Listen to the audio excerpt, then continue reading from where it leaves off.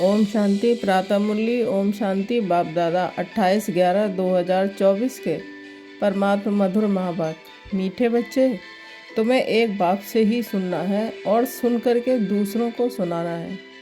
प्रश्न है, बाप ने तुम बच्चों को कौन सी समझ दी है जो दूसरों को सुनानी है? सेकंड उत्तर, बाबा ने तुम्हें समझ दी है कि तुम आत्माएं सब भाई भाई हो। तुम्हें एक बाप की याद में रहना है। यही बात तुम सभी को सुनाओ, क्योंकि तुम्हें सारे विश्व के भाइयों का कल्याण करना है। तुम ही इस सेवा के निमित्त हो। ओम शांति। अक्सर करके क्यों कहा जाता है ओम शांति? ये है परिचय देना। आत्मा का परिचय आत्मा ही देती है। बातचीत आत्मा ही करती है शरीर द्वारा। आत्मा बगैर तो शरीर कुछ कर नहीं सकता, तो ये आत्मा अपना परिचय देती है। हम आत्मा है, परमपिता परमात्मा की संतान है। वह तो कह देते हैं अहम आत्मा सो परमात्मा। तुम बच्चों को ये सब बातें समझाई जाती हैं। बाप तो बच्चे बच्चे ही कहेंगे ना। रूहानी बाप कहते हैं कि हे रूहानी बच्चों, इन आर्गन्स के द्वारा तुम समझते हो। बाप समझाते हैं, पहले पहले है ज्ञान, फिर है भक्ति। ऐसे नहीं कि पहले भक्ति पीछे ज्ञान है। पहले है ज्ञान दिन, भक्ति है रात। फिर पीछे दिन कब आए जब भक्ति का बैराग हो। तुम्हारी बुद्धि में ये रहना चाहिए, ज्ञान और विज्ञान है ना। अभी तुम ज्ञान की पढ़ाई पढ़ रहे हो, फिर सतयुग त्रेता में तुमको ज्ञान की प्रारब्ध मिलती है। ज्ञान बाबा अभी देते हैं, जिसकी प्रारब्ध फिर सतयुग में होगी। ये समझने की बातें हैं ना। अभी बाप तुमको ज्ञान दे रहे हैं, तुम जानते हो। फिर हम ज्ञान से परे विज्ञान अपने घर शांति धाम में जाएंगे।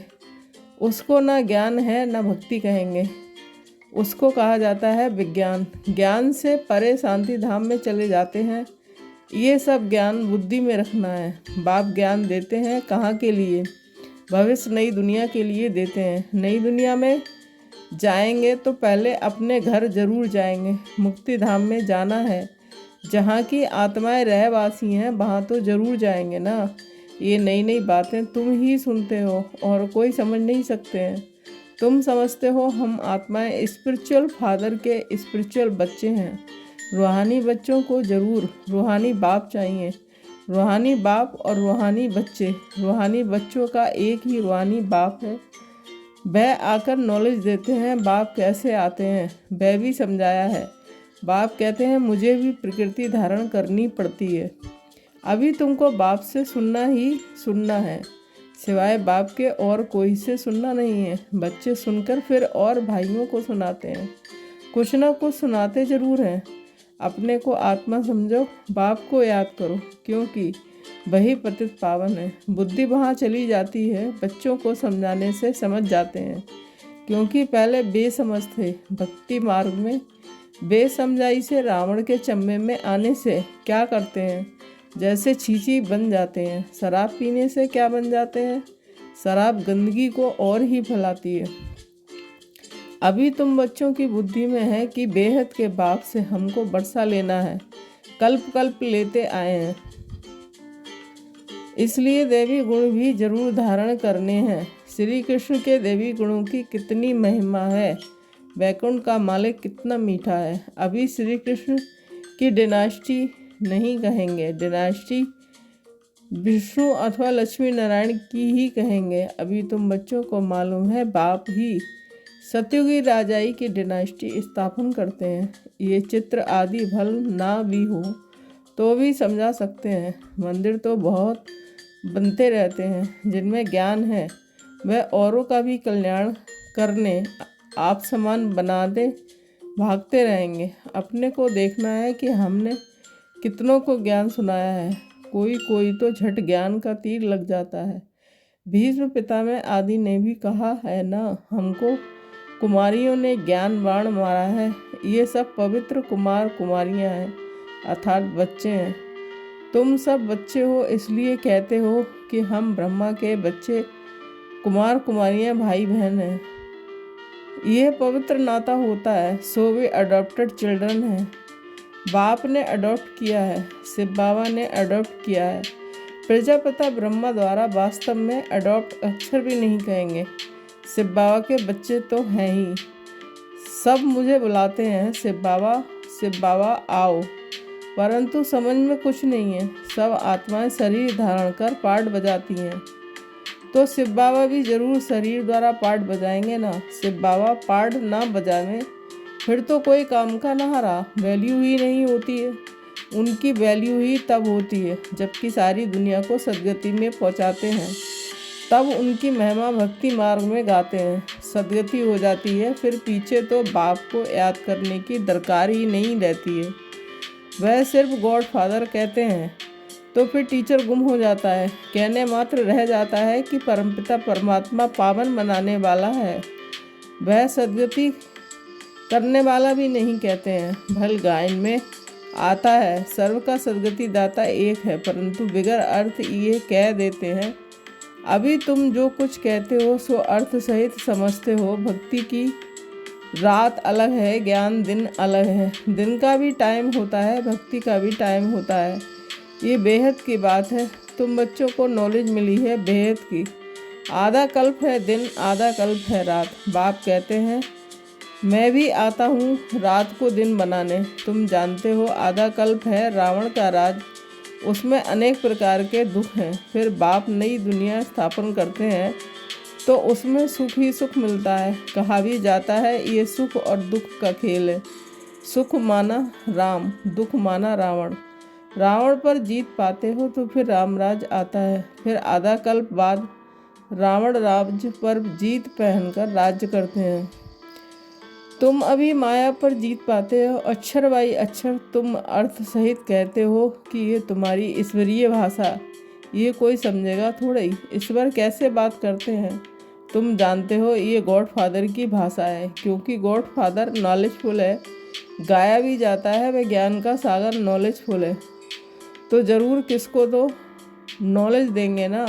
अभी तुम समझते हो कैसे बाबा नॉलेज देते हैं, अपनी भी पहचान देते हैं और सृष्टि चक्र का भी नॉलेज देते हैं। जो नॉलेज लेने से हम चक्रवर्ती राजा बनते हैं। सुदर्शन चक्र है ना, पाप सुदर्शन चक्र है ना, याद करने से हमारे पाप कटते जाते हैं। यह है तुम्हारा अहिंसक चक्र याद का। वह चक्र है हिंसक सिर काटने का।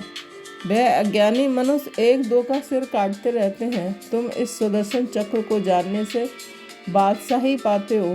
काम महाशत्रु है जिससे आदि मध्य अंत दुख मिलता है, वह है दुख का चक्र। तुमको बाप ये चक्र का नॉलेज समझाते हैं, सुदर्शन चक्रधारी बना देते हैं। शास्त्रों में तो कितनी कथाएं बना दी हैं, तुमको अभी ये सब भूलना पड़ता है। सिर्फ एक बाप को याद करना है, क्योंकि बाप से ही स्वर्ग का वर्षा लेंगे। बाप को याद करना है और वर्षा लेना है, कितना सहज है। बेहद का बाप नई दुनिया स्थापन करते हैं तो वर्षा लेने के लिए ही याद करते हो। ये है मन मनाभव मध्याजीवी भव। बाप और वर्षे को याद करते बच्चों को खुशी का पारा चढ़ा रहना चाहिए। हम बेहद के बाप के बच्चे हैं। बाप स्वर्ग की स्थापना करते हैं। हम मालिक थे, फिर जरूर होंगे। फिर तुम ही नरकवासी हुए हो। सतो प्रधान थे, अब तमो प्रधान बने हो। भक्ति मार्ग में भी हम आए हैं, ऑलराउंड चक्र लगाया है। हम ही भारतवासी सूर्यवंशी थे, फिर चंद्रवंशी वैश्यवंशी बन नीचे गिरे हैं। हम भारतवासी देवी देवता थे, फिर हम ही गिरे हैं। हमको अभी सारा मालूम पड़ता है। वाम मार्ग में जाते हैं तो कितना छीछी बन जाते हैं। मंदिर में भी ऐसी छीछी चित्र बनाए हुए हैं। आगे घड़ियाँ भी ऐसे वक्त चित्रों वाली बनाते थे कि अब तुम समझते हो कि हम कितने गुलगुल थे। फिर हम ही पुनर्जन्म लेते लेते कितने छीछी बनते हैं। ये सत्युग के मालिक थे तो दैवी गुणों वाले मनुष्य थे, अभी आसुरी गुणों वाले बने हैं। और कोई फर्क नहीं है। पूंछ वाले व सूंड वाले मनुष्य होते नहीं हैं। देवताओं की सिर्फ ये निशानियां हैं, बाकी तो स्वर्ग पर्याय लोप हो गया है। सिर्फ ये चित्र निशानी है, चंद्रवंशियों की भी निशानी है। अभी तुम माया पर जीत पाने के लिए युद्ध करते हो। युद्ध करते करते फेल हो जाते हो तो उनकी निशानी तीर समान है। भारतवासी वास्तव में हैं ही देवी देवता घराने के, नहीं तो किस घराने के गिने जाएं। परंतु भारतवासियों को अपने घराने का मालूम न होने के कारण हिंदू कह देते हैं। नहीं तो वास्तव में तुम्हारा है ही एक घराना। भारत में है सब देवता घराने के, जो बेहद का बाप स्थापन करते हैं। शास्त्र भी भारत का एक ही है। डीटी डिनास्टी की स्थापना होती है, फिर उनमें भिन्न भिन्न ब्रांचेज हो जाती हैं। बाप स्थापन करते हैं देवी देवता धर्म। मुख्य है 4 धर्म। फाउंडेशन देवी देवता धर्म का ही है। रहने वाले सब मुक्ति धाम के हैं। फिर तुम अपने देवताओं की ब्रांचेज में चले जाते हो। भारत की बाउंड्री एक ही है और कोई धर्म की नहीं है।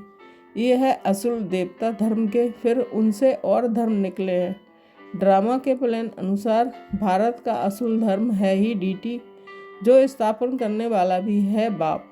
फिर नए नए पत्ते निकलते हैं। ये सारा ईश्वरीय झाड़ है। बाप कहते हैं मैं इस झाड़ का बीज रूप हूँ। ये फाउंडेशन है, फिर उनसे ट्यूब निकलती है। मुख्य बात है ही हम सब आत्माएं भाई भाई हैं। सब आत्माओं का बाप एक ही है। सभी उनको याद करते हैं। अब बाप कहते हैं इन आँखों से तुम जो कुछ देखते हो उनको भूल जाना है। ये है बेहद का बैराग, उनका है हद का। सिर्फ घर बार से बैराग आ जाता है तो तुमको तो इस सारी दुनिया से बैराग है। भक्ति के बाद है बैराग पुरानी दुनिया का। फिर हम नई दुनिया में जाएंगे बाया शांति धाम। बाप भी कहते हैं ये पुरानी दुनिया भस्म होनी है। इस पुरानी दुनिया से अब दिल नहीं लगानी है। रहना है तो यहाँ ही है। जब तक लायक बन जाए हिसाब किताब सब चुकतू करना है।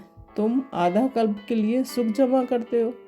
उनका नाम ही है शांति धाम। सुखधाम पहले सुख होता है, पीछे दुख। बाप ने समझाया है जो भी नई नई आत्माएं ऊपर से आती हैं, जैसे क्राइस्ट की आत्मा आई, उनको पहले दुख नहीं होता है। खेल है ही पहले सुख पीछे दुख। नए नए हैं जो आते हैं वे हैं सत्व प्रधान। जैसे तुम्हारा सुख का अंदाज जास्ती है, वैसे सबका दुख का अंदाज जास्ती है। ये सब बुद्धि से काम लिया जाता है। बाप आत्माओं को बैठ समझा रहे हैं, वह फिर और आत्माओं को समझाते हैं। बाप कहते हैं मैंने ये शरीर धारण किया है। बहुत जन्मों के अंत में अर्थात तमो प्रधान शरीर में मैं प्रवेश करता हूँ। फिर उनको ही फर्स्ट नंबर में जाना है। First so last, last so first, ये भी समझाना पड़ता है। फर्स्ट के पीछे फिर कौन? मम्मा, उनका पार्ट होना चाहिए। उसने बहुतों को शिक्षा दी है। फिर तुम बच्चों में नंबरवार हैं जो बहुतों को शिक्षा देते पढ़ाते हैं। फिर ये पढ़ने वाले भी ऐसी कोशिश करते हैं जो तुमसे भी ऊंच चले जाते हैं।